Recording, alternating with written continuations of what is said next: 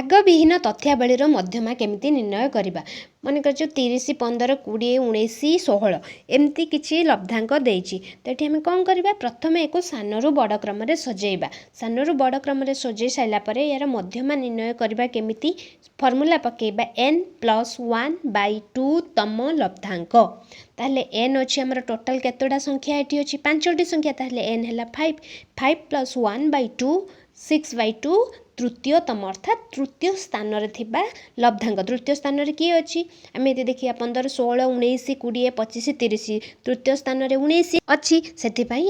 मध्यमा है 19 किंबा आउरी भी गुड़े सहज उपाय आम बाहर करें जो देखा एन अच्छी अजुग्म संख्या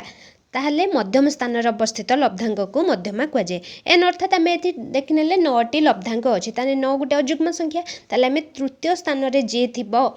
ताकू कौन कहवा मध्यमा बोली कहबा किंतु आमे प्रॉपर्ली ऑर्डर रे प्रथमे ताकू सजेबा लब्धांक गुडी जेतेबेले जुग्म संख्यक संख्या थिबो सेठी किमिति आमे मध्यमा निर्णय करबा जेमिति 15 16 19 20 25 30 तो एठारे टोटाल n होची केते 6 टोटाल 6टा संख्या अछन ताले 6टा गुटे जुग्म संख्या तो एठी केमिति मध्यमा निर्णय करबा से जो मझा मझिरे जो दी जण अछंती 19 प्लस